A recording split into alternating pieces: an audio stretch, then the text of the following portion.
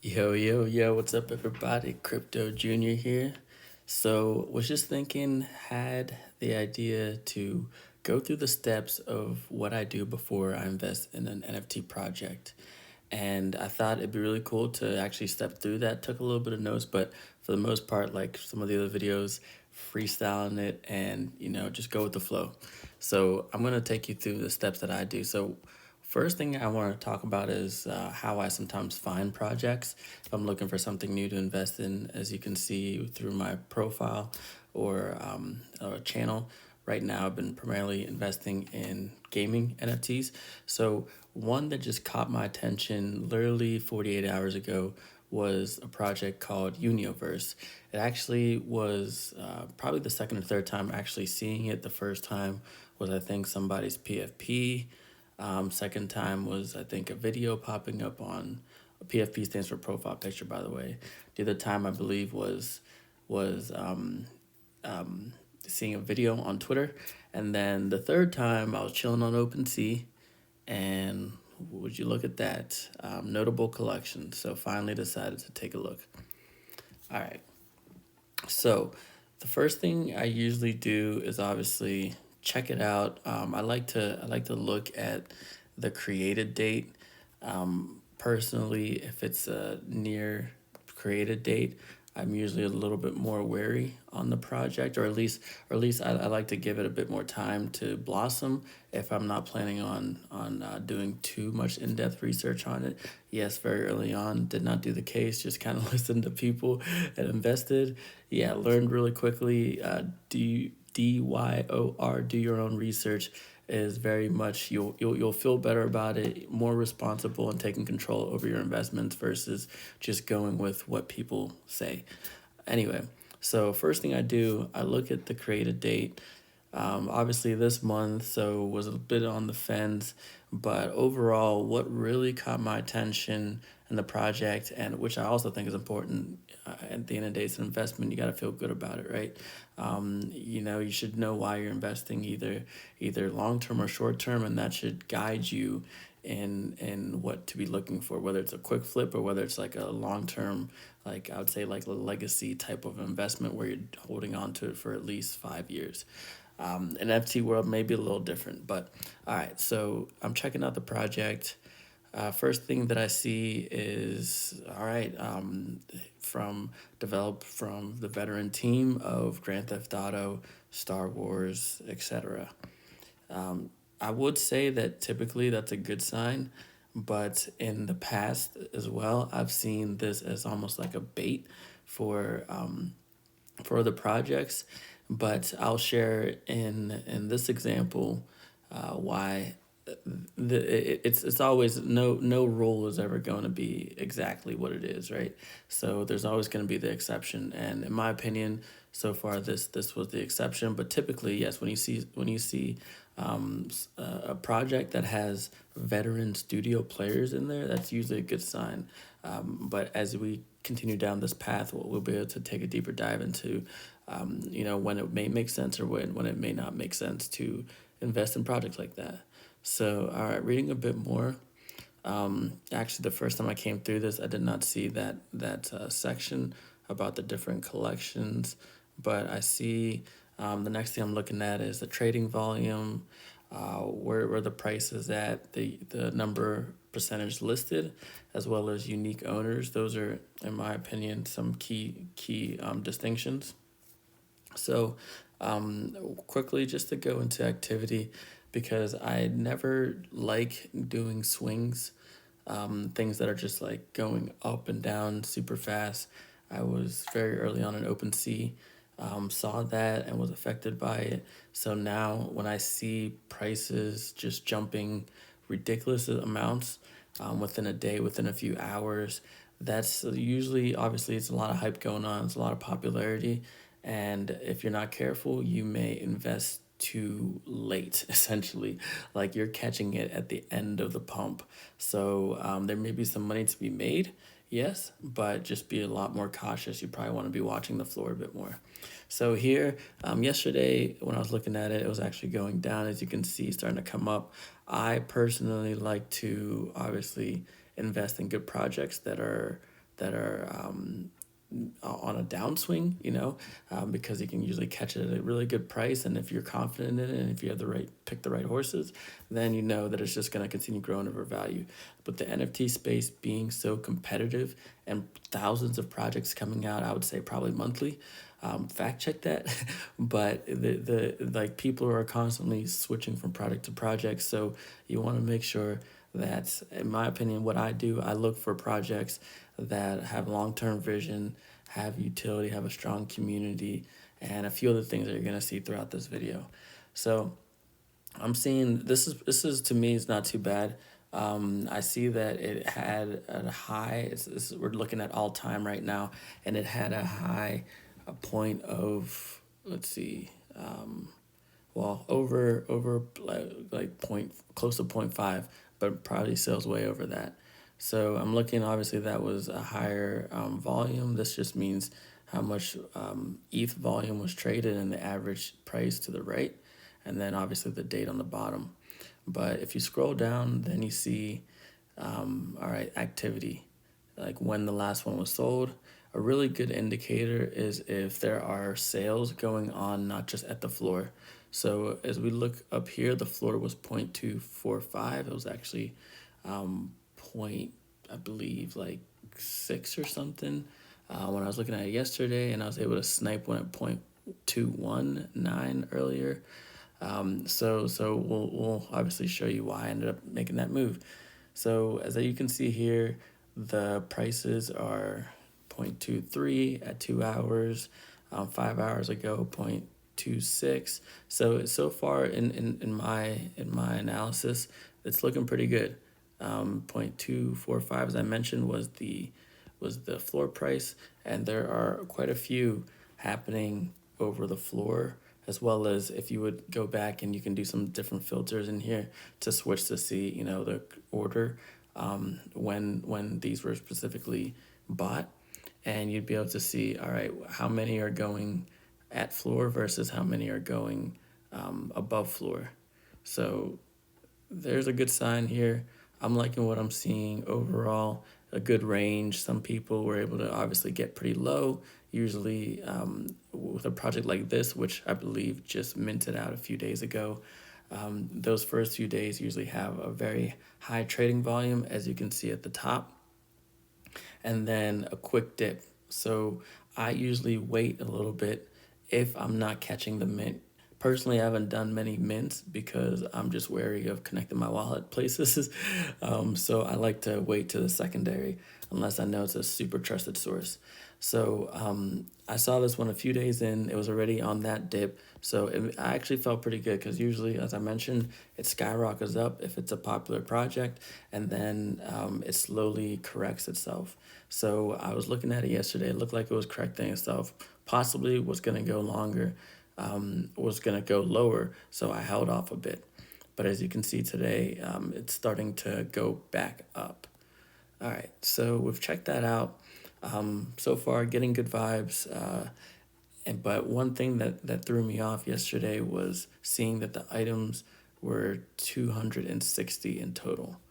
And that was when I found out later on that it's because of the different collections, or different collections within the whole Unioverse saga or NFT base.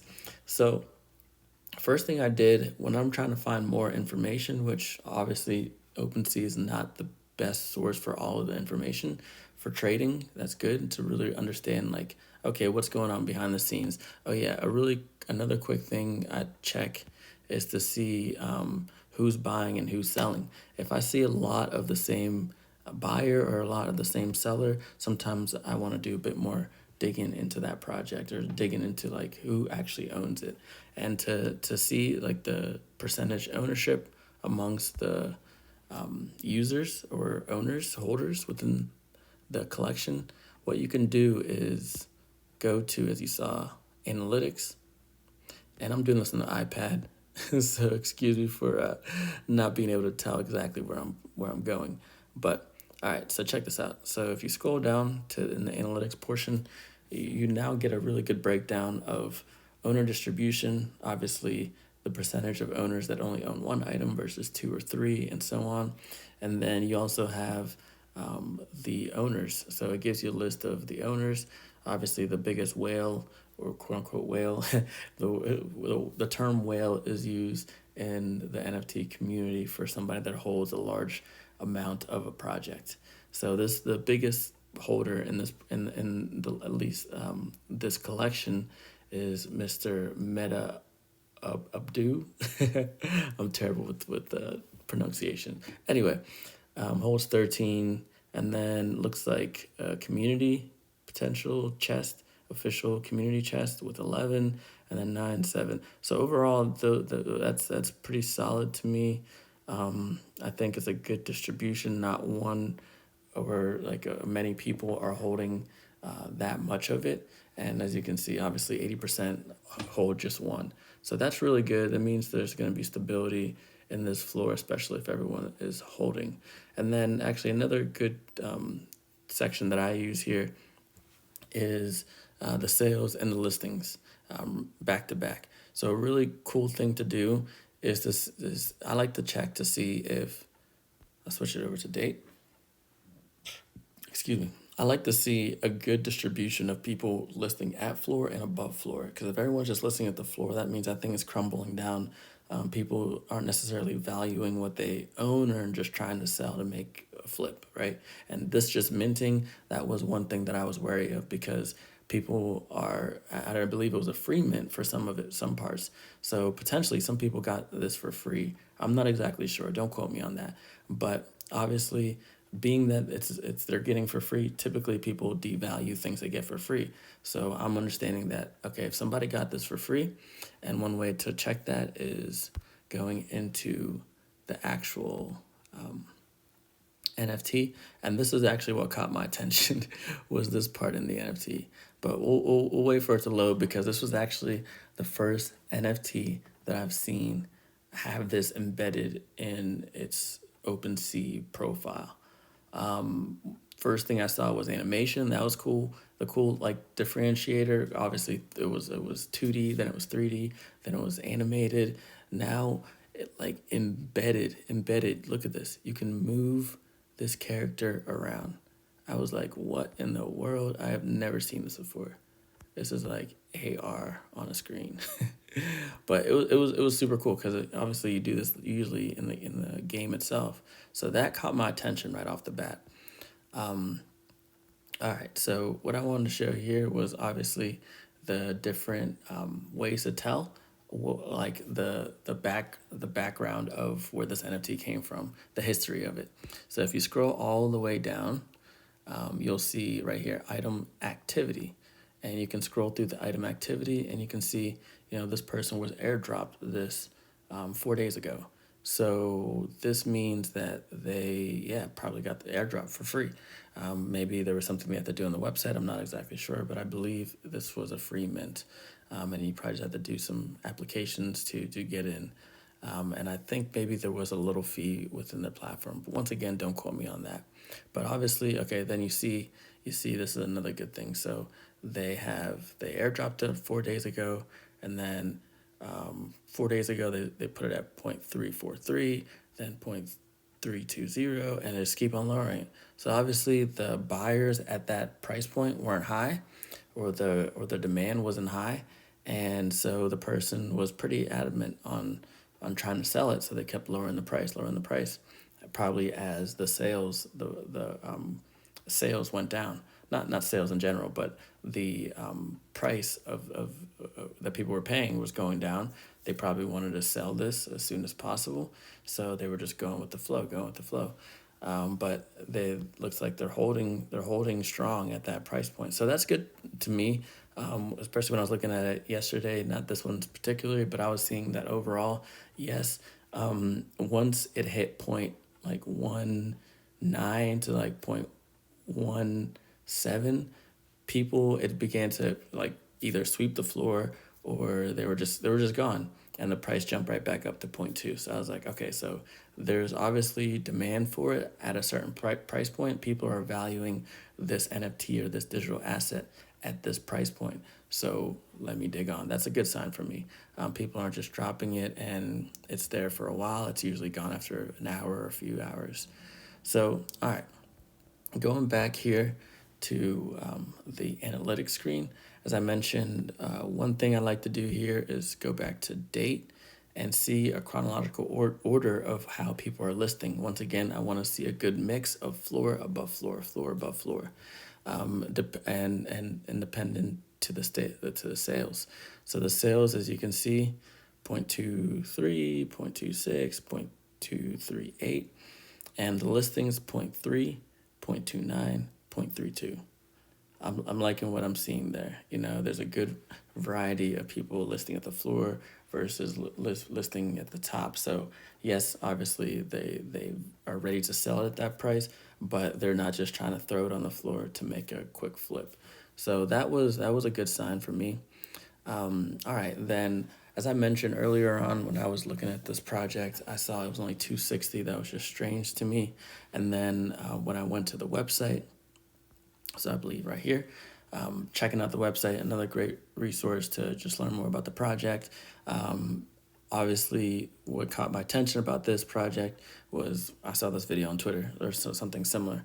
I was like, wait, what? This is a Web3 blockchain game? That's insane. Like that's been my biggest gripe about the space so far is that it's all like it's almost like graphics went backwards a bit, right?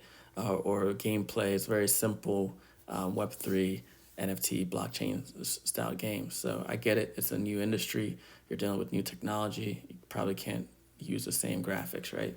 But then I saw this game and it looked like it's damn near about to be out. So I wanted to learn more. Saw the website. Website looks great.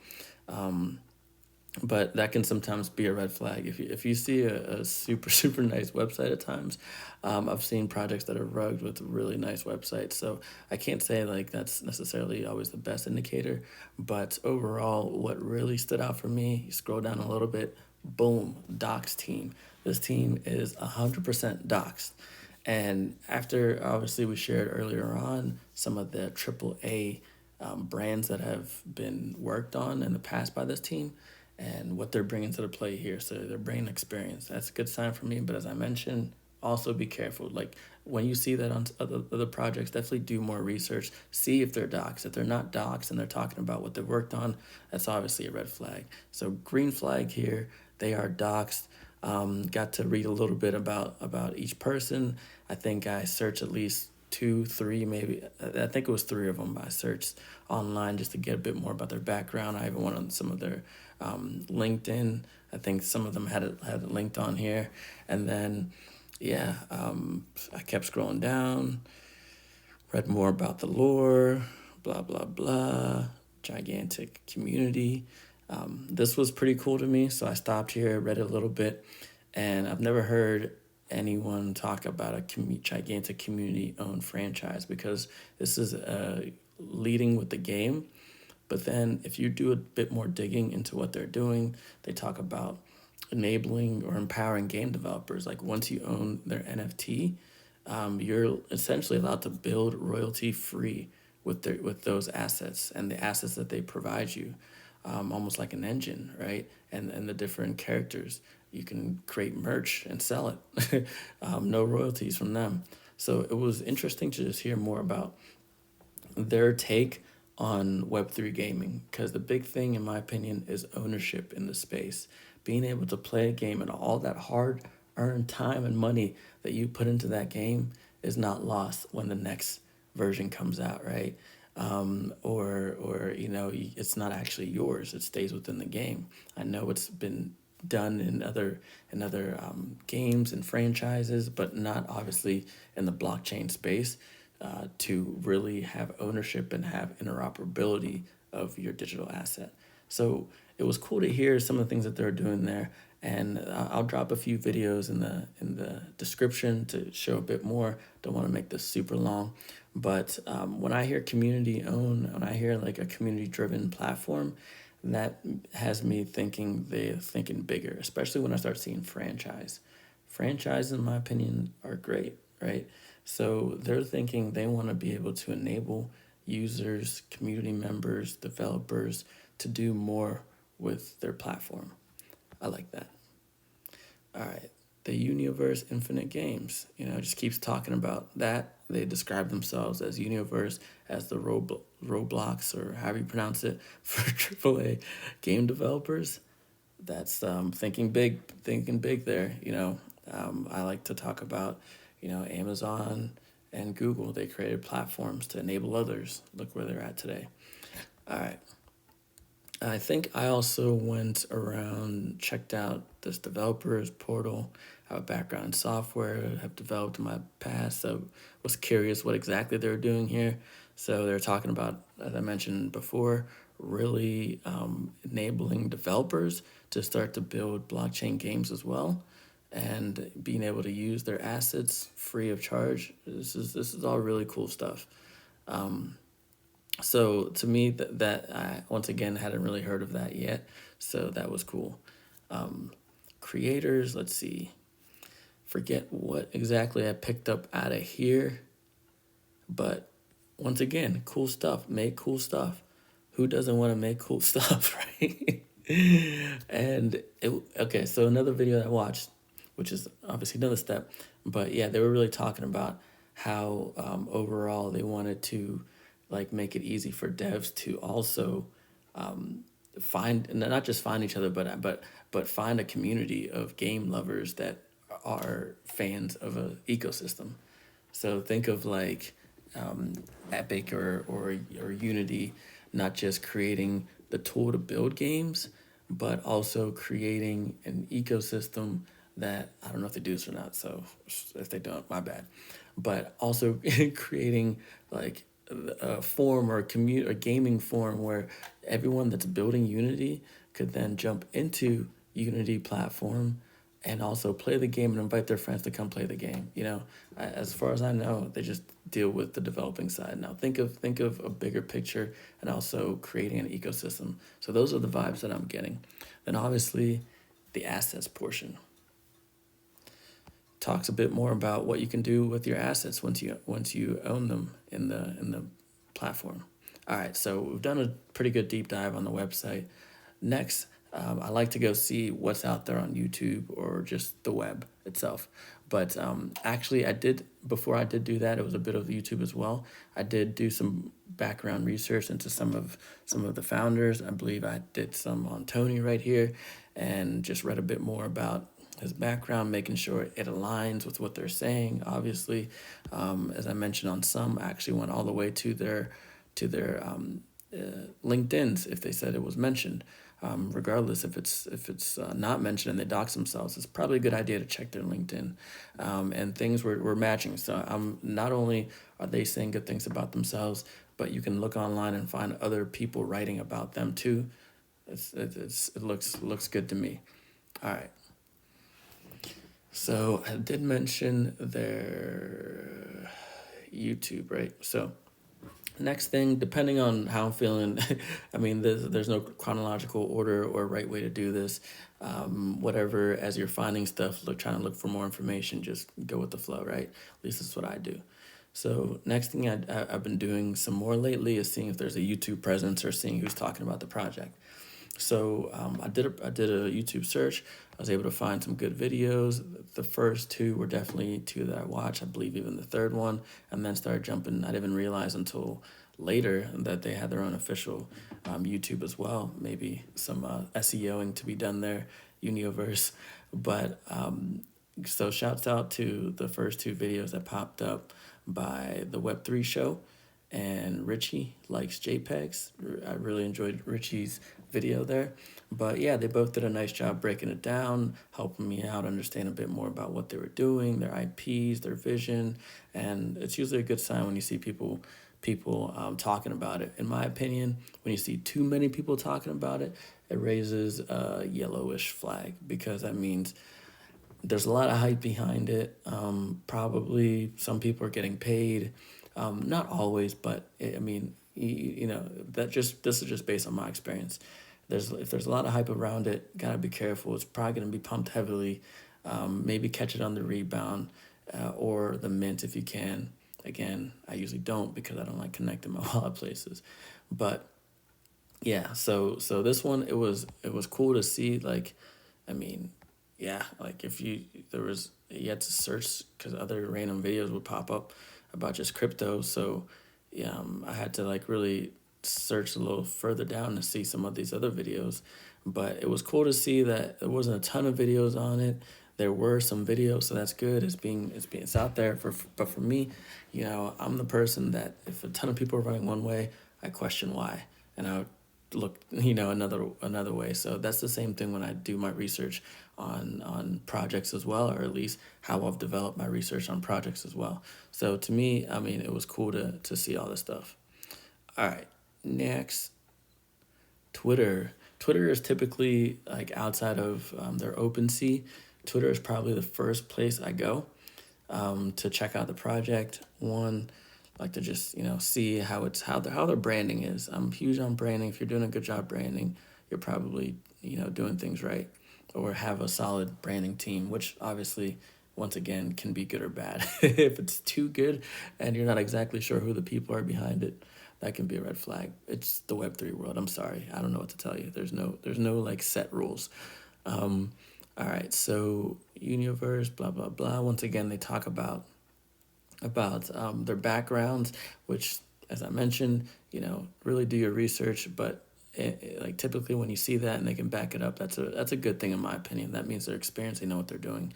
Typically, people that have done it in the past and succeeded multiple times even can probably do that again. So, all right, so Unioverse. I think this was a video playing at one point.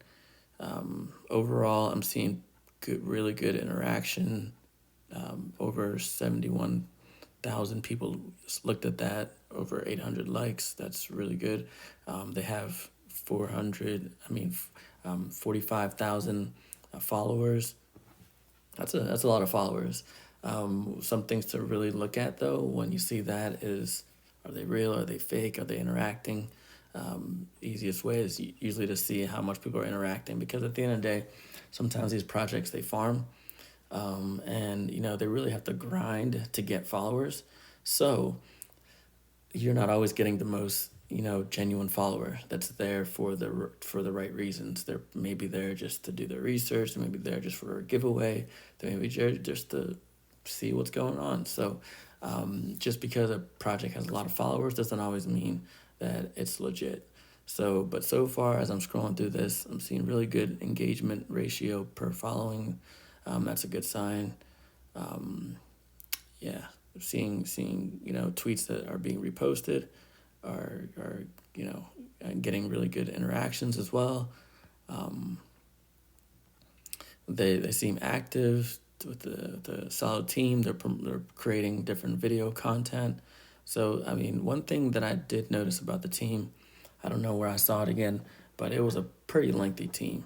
So you can tell that they have people that are specialized at each point of the journey in minting and creating a project of this caliber, really focusing on their craft. So as I mentioned, they've got shows really, top tier, as I would imagine from people claiming that they've worked on, such high caliber projects. So yeah, for the most part, I think I saw everything I needed to see here. I usually scroll down decent far to see, is there a good ratio of people that they're retweeting, or that are talking about their content. If it's sometimes always the same person, that's sometimes something to think about. Why they only retweeting the same people, or interacting with the same people. But I get it. You wanna repost quality content, but just another thing I sometimes look for. Another thing to do is actually search it. Unioverse. Let's say like you're only seeing a few people that they're retweeting. You can go and search and see. All right, who all's talking about it, right? I'm probably gonna get some weird stuff here because I think there is another game or something called Unioverse. Let me hashtag or just put Unioverse.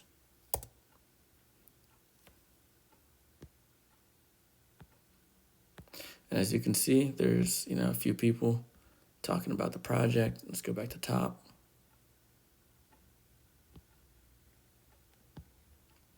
yeah, I'm seeing a good variety of individuals talking about the project. So that's obviously a good sign. They're getting publicity outside of just their core group of people, and people are talking about the project. Obviously, they were on the notable collections page. I don't know if you have to pay to be on there or not, but yeah, the fact that they're on there means, they're being noticed, right? Sometimes, whether they're paying to be on there or not, it doesn't really matter. I mean, it could, but if they're paying to be on there, or let's say some in other sponsors or other websites, projects will pay to be on certain places. I mean, that's marketing. It's usually a good thing that they're trying to bring exposure to their project. But once again, it's not always equals, great, because it could just be a project that's heavily backed with a lot of money, and they've been able to calculate that if they do enough promotions, connect with the right influencers, they can run off with, $1 million, and it costs them, 100,000 to do all that promoting. So just keep that in mind as well. All right, so like what I've seen on Twitter, and then I mentioned YouTube already. Talked about going through and just auditing some of if it's docs, which I like, founders that are docs, then go, fact check them, for lack of better terms. Sometimes I was doing a little bit of looking at their contract. I don't always do this, but it is a good way of checking as well. I wasn't exactly sure. Usually there's a way within the contract. You can go to the contract itself button, and then it'll show up like potential warnings about the contract, like telling you about the code, whether it's high or medium or low severity. Obviously, the medium to low severities are okay, or more likely okay. Then when you see a lot of high severity errors, that means that obviously something is not very secure in that contract.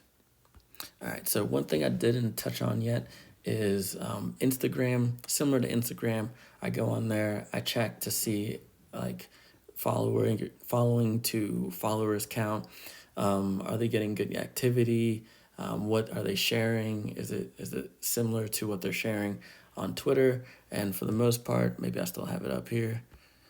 It was very much that. Let me go back here.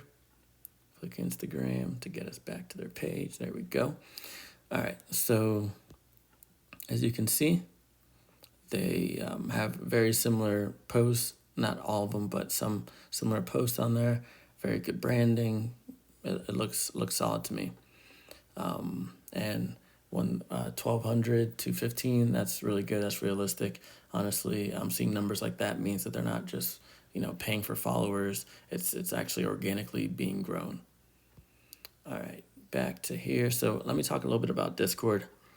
I believe I'm in the Unioverse Discord. So, little story. As I mentioned, I was trying to get more information about the project itself and why there's only 260. So I went in the general chat. Discord is a great way to really interact with people. Went in the general chat. I saw that there was actually some really good activity, as you can tell. Like, people have been talking. This was today at noon, or in the morning, and you can just see like it's very active Discord. So that was a great sign, and my question was answered within, I believe, like 5 or so minutes. So that was good to me. And I also noticed one of the main co-founders of the project was somebody that actually replied to one of my questions when I was asking about the legendary skins. I noticed it was, I believe, the same last name or first name. I can't remember. But Wyeth, I believe. Thank you for that. That instilled confidence in me that not only was it just like your name on the like billboard for the franchise, but founders that are actually active in the Discord and talking, was really cool. So I was like, all right, these guys are here. They're being active. They're listening to the community. Another cool thing that instilled confidence in me was, as I was trying to buy Legendary and I was trying to, put an offer in versus buying from the floor. I really wanted to pick something that I like, because I do have a good confidence in this project so far, and still do.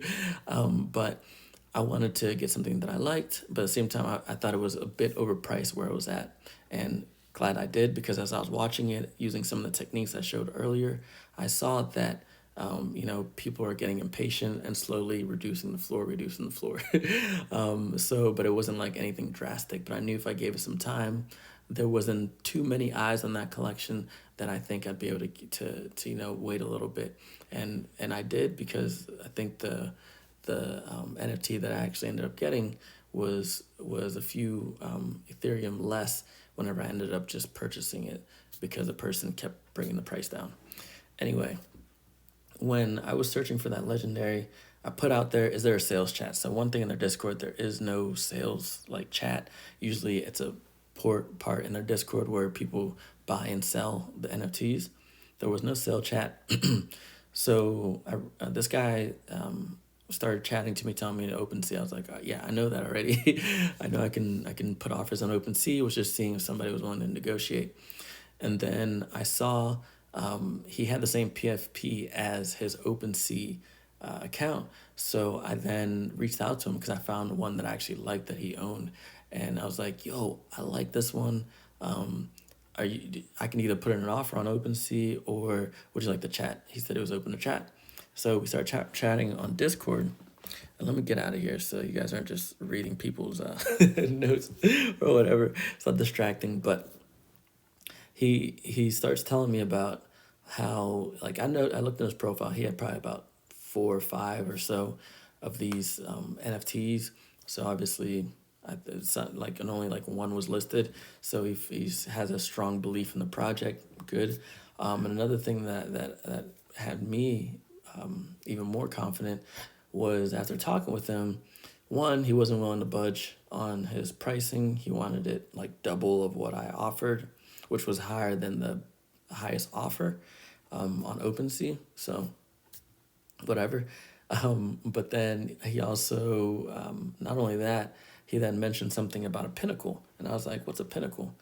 And turns out it's like, excuse me, so there's legendaries, and then there are pinnacles within that legendary set. So I noticed that they said they minted out over 20,000, and then obviously the 260 on the legendaries. I was confused.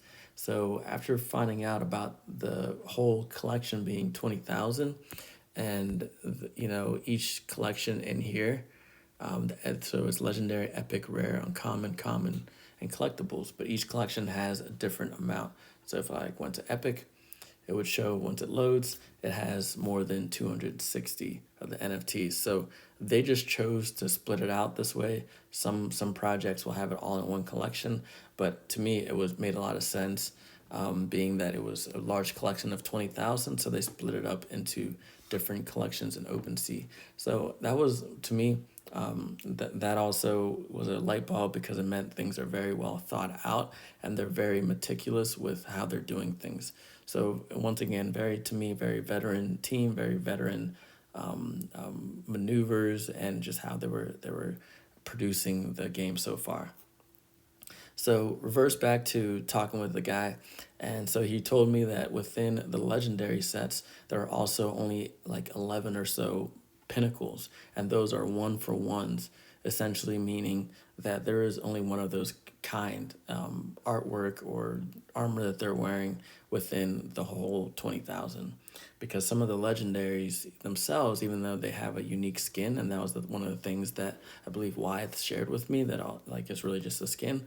That outside of that, the unique skins themselves, they're unique to the collections. However, there are one-of-ones called pinnacles within the set that no other thing shares. So sometimes you might find two legendaries sharing a similar theme to their armor, but these one-of-ones, apparently, yeah, there's really nothing being shared, if I'm not mistaken.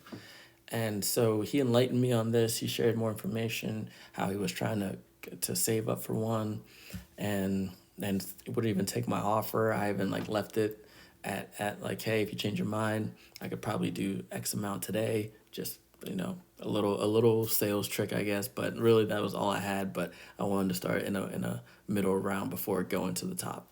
Anyway, he then, so the fact that he was so knowledgeable, and to me, like, not willing to budge, at all, and then telling me that he was even trying to get more, I was like, all right, this is pretty cool.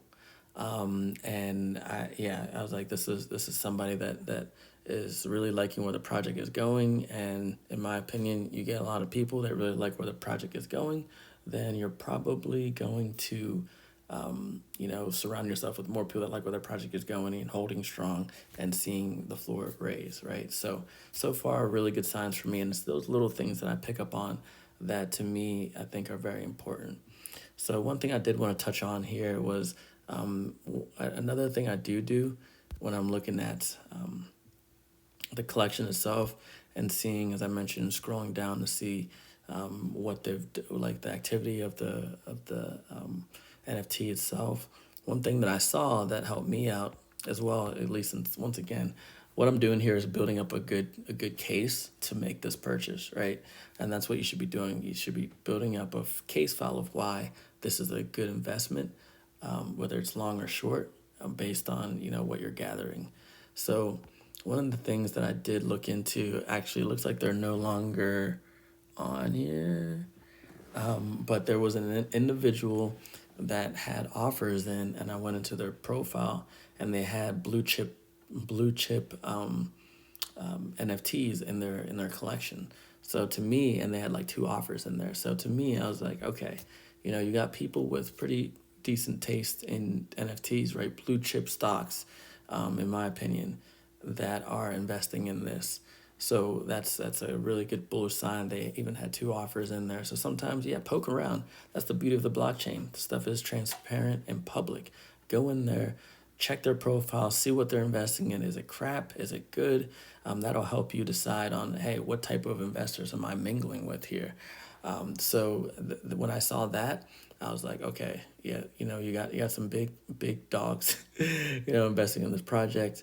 Good signs.